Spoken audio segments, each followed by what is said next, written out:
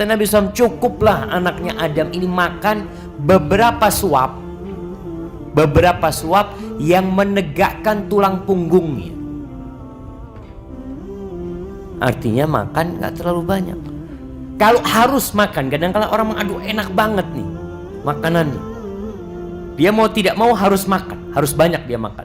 Baik, kata Nabi SAW, fathuluthul li ta'amihi, sepertiga buat makanan, sepertiga buat minuman, sepertiga buat nafas. Orang yang paling panjang kenyangnya di dunia, paling panjang laparnya di akhirat nanti. Kenapa disyariatkan puasa? Antum harus sadar, Allah mensyariatkan puasa ini agar hati kita jadi bersih, agar kita semakin mudah bergerak, semakin mudah beribadah. Dari pagi sampai sore kita itu bisa beribadah, baca Quran, nggak mikirin makan. A'udzu billahi minasy syaithanir rajim. Bismillahirrahmanirrahim. Ana tertarik untuk membahas tema tentang jangan kekenyangan. Kenapa? Karena terjadi sesuatu yang seharusnya tidak terjadi. Di bulan Ramadan, umat Islam semakin konsumtif. Terbukti harga makanan pokok itu semakin naik. Kemudian keragaman makanan di bulan Ramadan itu lebih banyak daripada di luar Ramadan. Ada apa sebenarnya?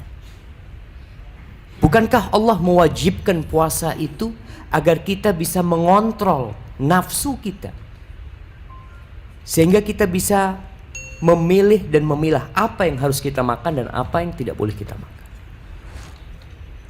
Allah ketika mensyariatkan Ramadan, sebuah ayat yang kita semua hafal insyaallah, ya ayyuhalladzina amanu kutiba alaikumusiyam kama kutiba alal ladzina min qablikum la'allakum tattaqun. Jelas tujuan disyariatkannya puasa agar kita mencapai ketakwaan kepada Allah Azza wa Jalla.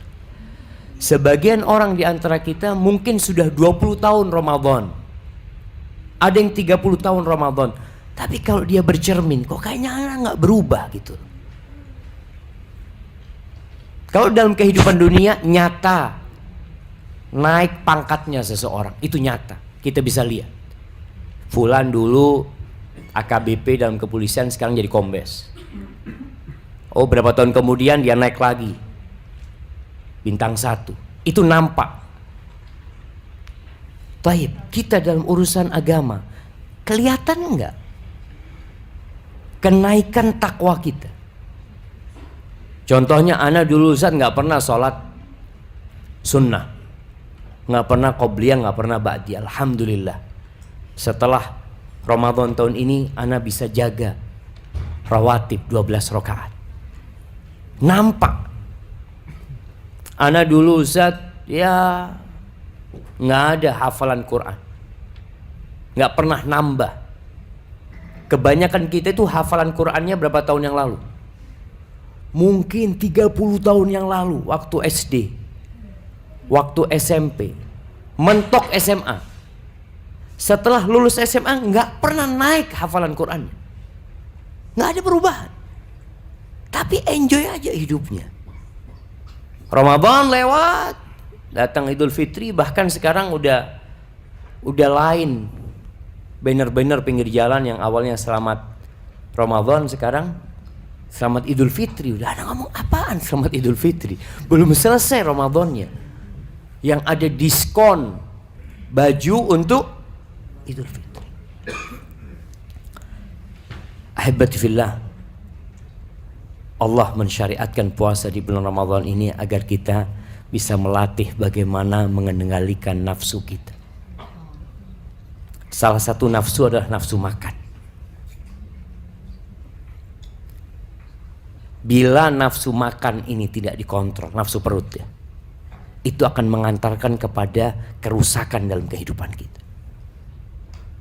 Nafsu yang lainnya, na'udzubillah, nafsu seks yang tidak terkontrol.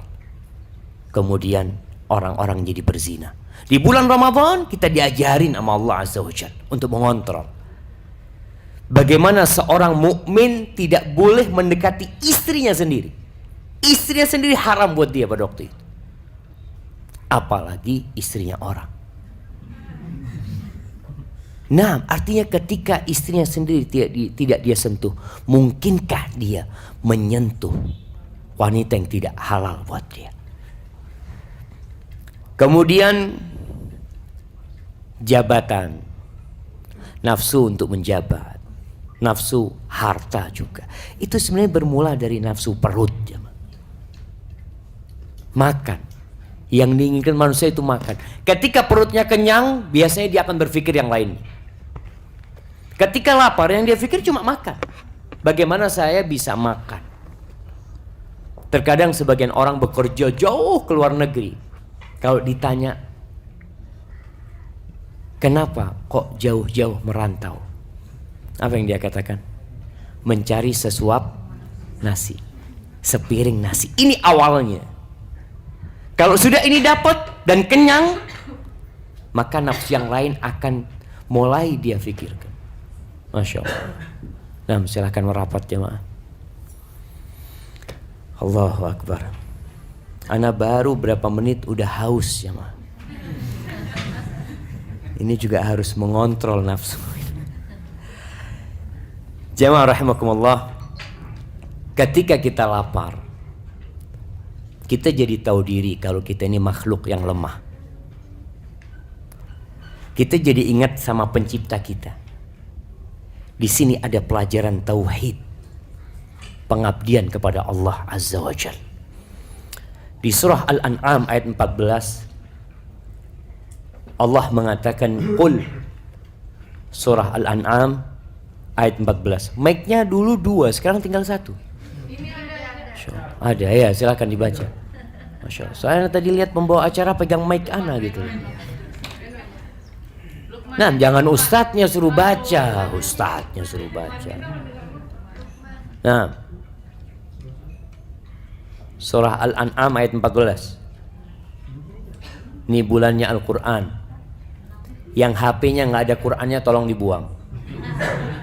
Nggak pantas hadir di bulan Ramadan HP-nya. Nah, surah Al-An'am ayat 14. Siapa yang mau baca? Masa sebanyak ini nggak ada yang mau baca?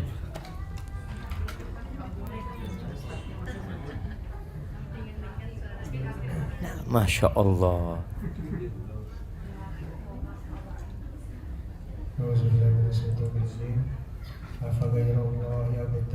Kul aghairallah afa ghairallah. Ayat 14.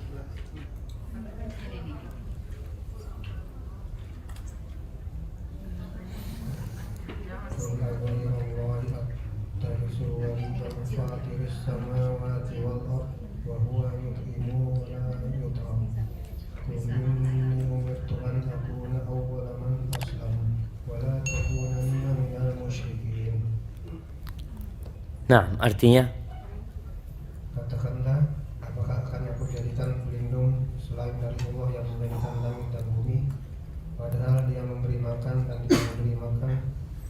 Katakanlah, sesungguhnya aku diperintah supaya aku menjadi orang yang pertama kali menyerah diri kepada Allah, dan jangan sekali-kali kamu masuk golongan orang musyrik.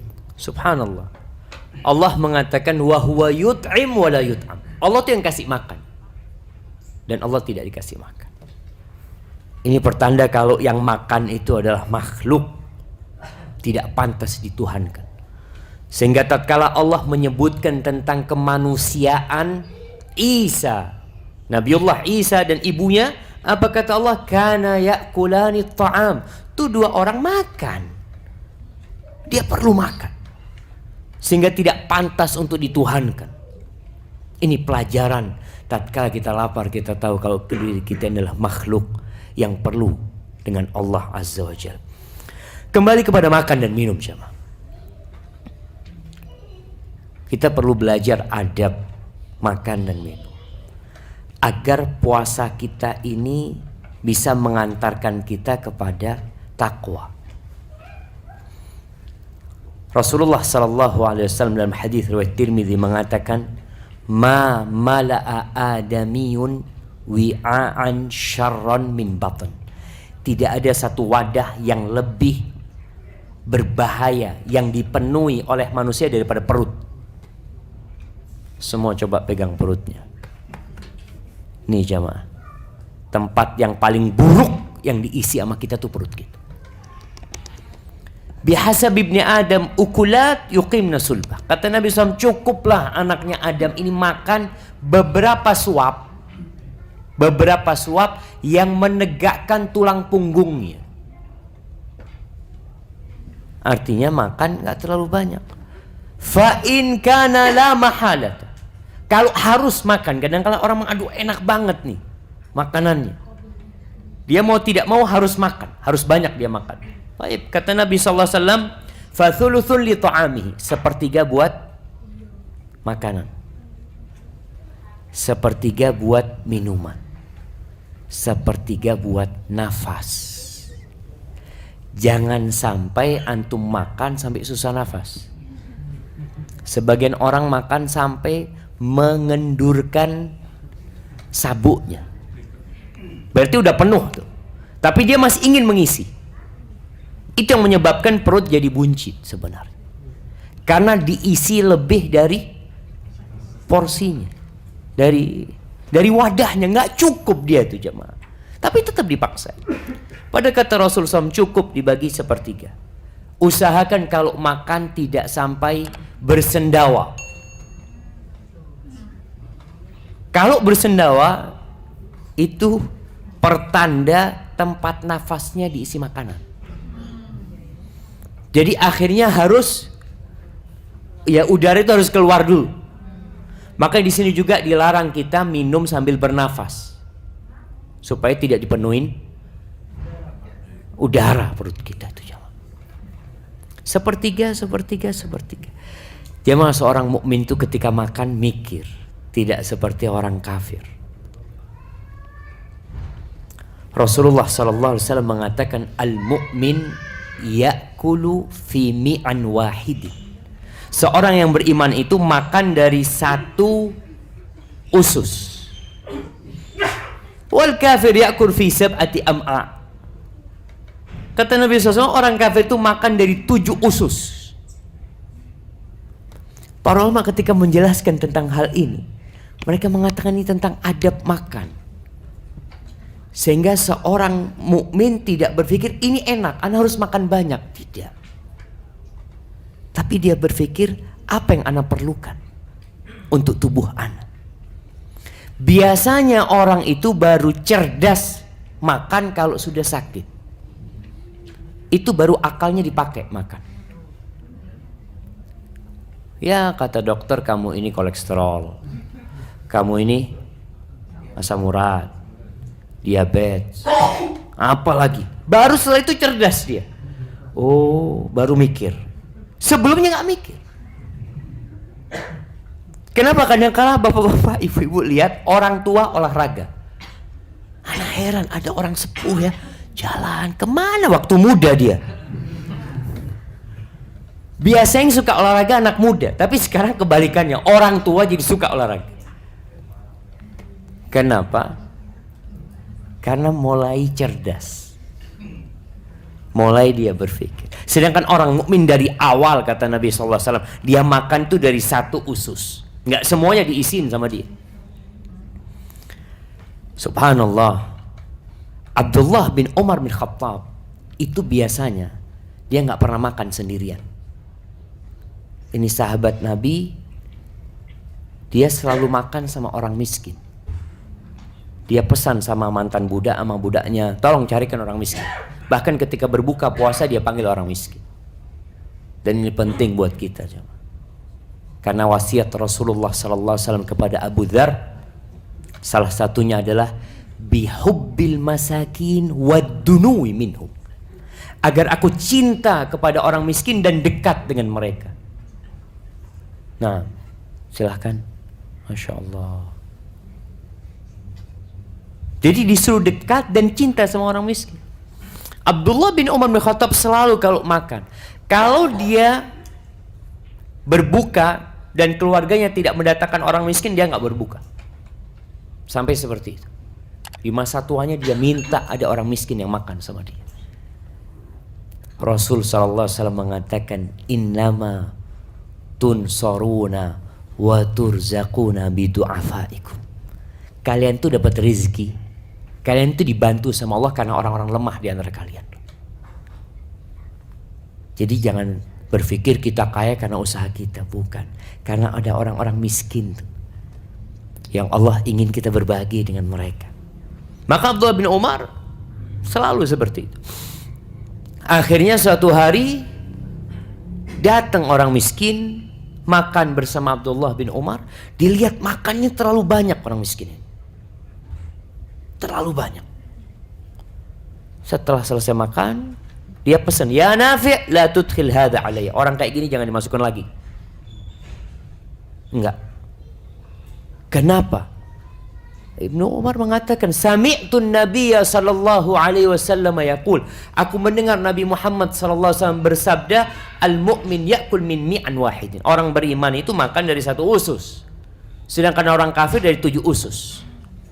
Para ulama ketika mensyarah hadis Abdullah bin Umar ini menjelaskan bahwasanya termasuk akhlak yang mulia orang itu makannya nggak banyak, secukupnya. Ya tentunya ana nggak sama beliau lah, beda. Mungkin ana cukup 5 suap, beliau 17 suap belum cukup. Artinya memang beda ususnya gitu loh, beda daya tampungnya. Nah, beda daya tampung, nggak bisa disamakan. Tapi kelihatan ada orang kurus makannya banyak umpamanya. Al-Imam An-Nawawi menjelaskan kenapa Abdullah bin Umar tidak suka dengan orang ini. Rasulullah SAW pernah berpesan sejatinya, la tusahib illa mu'minan. Jangan bersahabat kecuali dengan orang yang beriman. Wala ya'kul ta'amaka illa taqi. Dan jangan mengkonsumsi makananmu kecuali orang bertakwa. Artinya kita disuruh milih, jangan semua orang kita suruh masuk ke rumah kita ajak makan bersama kita, enggak. Kita disuruh milih siapa yang jadi sahib kita, jadi teman kita. Kemudian orang ini ketika makan, ya tidak tahu diri ya akhirnya seperti orang kafir. Sedangkan kita diperintahkan untuk menghindari orang-orang yang punya sifat-sifat buruk.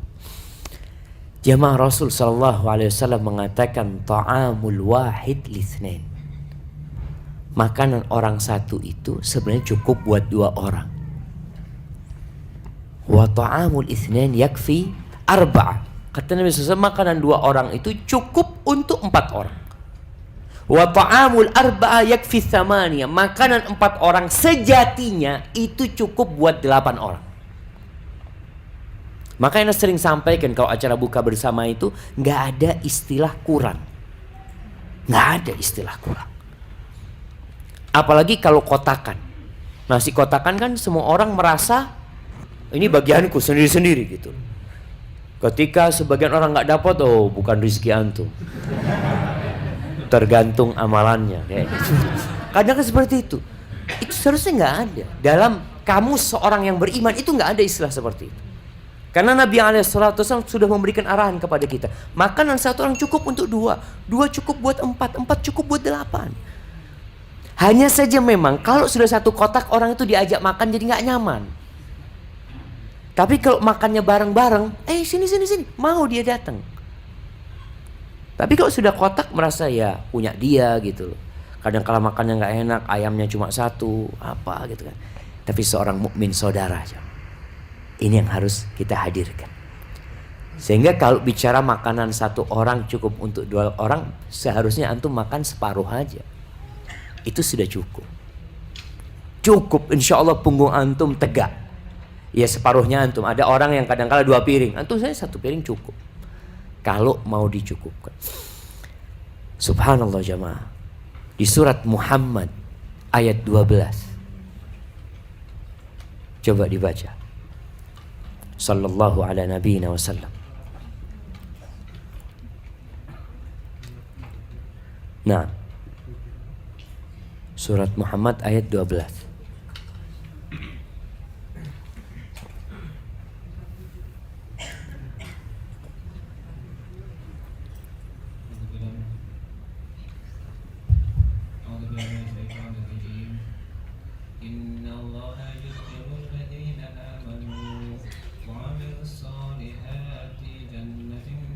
Jannatin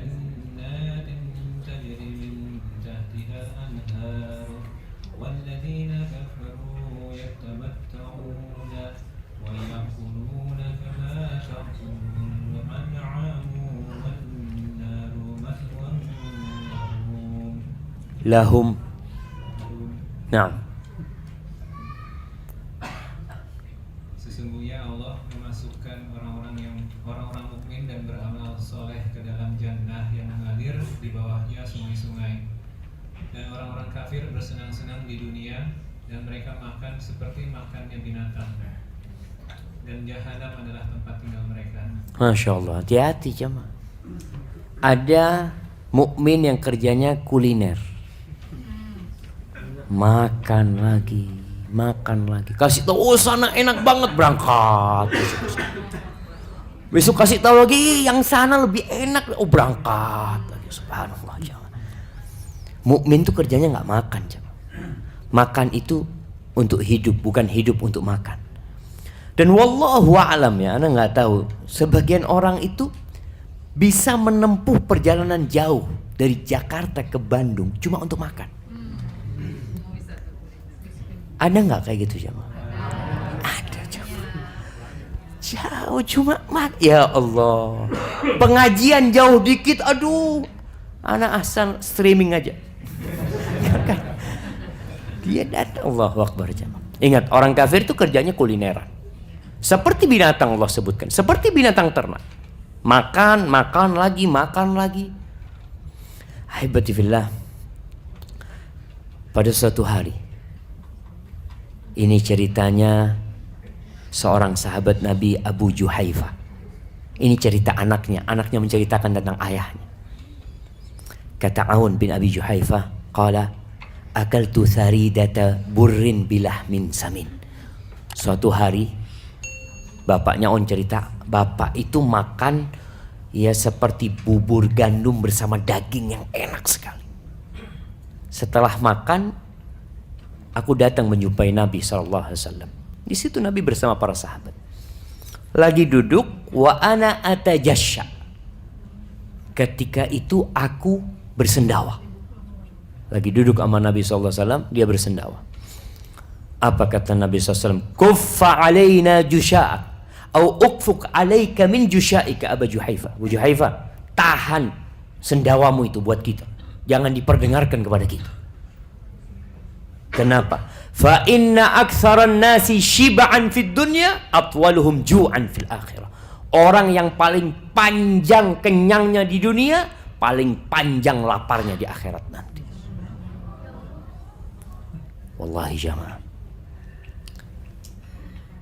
Apa yang terjadi dengan sahabat Nabi Abu Juhaifa? Setelah dia mendengarkan hadis itu, anaknya cerita tentang bapaknya. Bapaknya nggak pernah lagi memenuhi perutnya sampai mati. Kalau dia makan malam, siang dia nggak makan. Kalau dia siang makan, malam dia nggak makan. Cukup. Para ulama ketika menjelaskan tentang hadis ini, mereka menjelaskan bahwasanya orang biasanya kalau banyak makan itu jadi susah bergerak. Ya kita rasakan kalau kita berbuka makan besar, itu mau sholat maghrib malas. Taib, alhamdulillah sebagian orang sudah paham. Jadi ketika berbuka takjil aja, kurma air sesuai dengan sunnah. Sholat maghrib, ba'dal maghribnya nggak ketulungan. Terawihnya berat jamaah. Mau tidak mau, apalagi kalau antum sholat sambil bersendawa terus ya. Ketika bersendawa itu aroma makanan itu keluar aja mah. Jadi antum sholat sambil mikir, duh enak banget tadi sotonya. Ini makan apa kita nanti? Konro. Allahu Akbar jemaah. Jadi orang ketika sering kenyang, kenapa disyariatkan puasa? Antum harus sadar, Allah mensyariatkan puasa ini agar hati kita jadi bersih, agar kita semakin mudah bergerak, semakin mudah beribadah. Dari pagi sampai sore kita itu bisa beribadah, baca Quran, nggak mikirin makan jemaah. Sayangnya sebagian orang itu habis duhur sudah mikir makan. Nanti mau buka apa ya? Astagfirullah. Apa katanya nanti? Makanya ana rasa jadwal kita berbuka itu cukup kurma sama air. Ana selalu ditanya sama istri ana pagi hari, Bang, entar mau buka apa? Pagi sudah ditanya mau buka apa? Ya, istri ingin melayani suami. Ana ngomong, ana minta kurma sama gahwa. Gahwa itu kopi Arab yang hijau. Ana ngomong itu sudah. Itu aja sudah selesai sudah. Nanti mau makan apa katanya nanti. Artinya kita berusaha untuk tidak lagi memikirkan menu yang akan kita makan ketika puasa. Kemudian para ulama menjelaskan tentang hadis Abu Juhaifah dan itu hadis Salman Al-Farisi juga. Bahwasanya ini berkaitan dengan orang kaya yang hampir tidak pernah lapar. Banyak orang kaya itu nggak pernah lapar jemaah. Kenapa? Sebelum lapar dia sudah bisa makan. Sehingga kadangkala makannya itu bukan untuk menghilangkan rasa lapar, tapi untuk kesenangan. Makanya akhirnya yang terjadi wisata kuliner. Jadi bukan karena lapar. Orang kalau lapar itu dikasih apa aja enak jemaah. Anda pernah sampai nggak tahu di sini atau tempat lain bahwasanya di dunia ini sebenarnya nggak ada yang lezat, nggak ada yang enak. Ketika Allah mengatakan laqad khalaqnal insana fi kabad, kami itu benar-benar menciptakan manusia dalam susah payah. Semuanya susah. Orang itu bisa makan enak bukan karena makanannya enak, tapi karena dia lapar. Dan antum bisa rasakan ketika antum kenyang dikasih makanan kesukaan. Kita makan, aduh anak udah kenyang. Berarti menyebabkan dia enak itu karena dia lapar. Dan biasanya kalau kita bicara makan, manusia itu mengalami beberapa fase ketika dia menyantap makanan. Fase pertama karena lapar, jadi enak sekali ya. Setelah itu mulai dia agak kenyang. Dia makan, kelezatan sudah berkurang. Terakhir terpaksa makan. Karena apa? Takut mubadzir. Jadi itu sudah sudah tersiksa dia makan. Ya Allah, iya takut mubadzir. Dia masukkan ke mulutnya tidak ada kelezatan. Karena terpaksa. Makanya nggak ada kelezatan. Sejatinya yang membuat lezat itu karena lapar. Yang membuat tidur itu enak bukan karena tidur itu enak, tapi karena rasa capek dan ngantuk jamaah. Allahu Akbar jamaah. Anak terus terang barusan mau tidur di atas nggak bisa tidur. Kasurnya terlalu empuk. Anak biasa tidur kasur keras, apaan ini ngomong. Jadi masuk badan kita jemaah ke dalam. Tapi kalau capek, duduk pun tidur. Nggak perlu kasur jemaah. Antum bisa lihat di busway, anak kadang-kadang kalau busway itu anak kepingin kamerain orang-orang yang tidur itu jemaah. Ada yang sambil pegangan, sambil nabrak-nabrak depannya. Aduh, kita ambil ketawa-ketawa gitu. Yang bikin nikmat tidur itu karena dia ngantuk jemaah. Bukan karena tidurnya yang nikmat. Makanya di surga nanti nggak ada tidur, nggak ada tidur. Karena orang tidur itu nggak bisa menikmatin hidup. Ashabul Kahfi 309 tahun tidur. Bangun ditanya berapa lama gitu tidur. Mungkin setengah hari atau 1 hari. 309 tahun. Makanya kadang-kala ya ana lihat teman-teman yang tidur lama dia tidur, ana bangunin.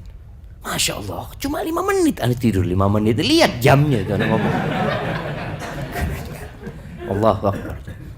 Di sini berkaitan dengan orang-orang kaya yang mereka yang tidak pernah lapar. kelak nanti pada hari kiamat hisab mereka panjang. Orang-orang miskin sudah masuk surga 500 tahun sebelum orang kaya. Orang kaya masih dihisab. Maka di sini akhirnya timbul pertanyaan, lebih baik kaya atau miskin? Lebih baik kaya bersyukur atau miskin bersabar? Jadilah orang kaya yang masuk surga tanpa hisab, tanpa azab. Baru enak. Kalau enggak tetap orang-orang miskin sudah dipersilahkan oleh Allah, kulu washrabu hani'an bima kuntum ta'malun. Kalian silakan makan minum dengan apa yang kalian kerjakan dulu di dunia. Itu orang kaya masih dihisab 500 tahun. Allahu Akbar. Makanya orang-orang yang ingin jadi orang kaya silahkan, tapi dengan catatan masuklah surga tanpa hisab, tanpa azab. Yang bikin lama itu hisabnya. Orang miskin apa yang mau dihisab? Ditanya, kamu dapat duit dari mana? Nggak ada. Dimakan habis. Nggak ada yang disimpan. Itu miskin yang bersabar.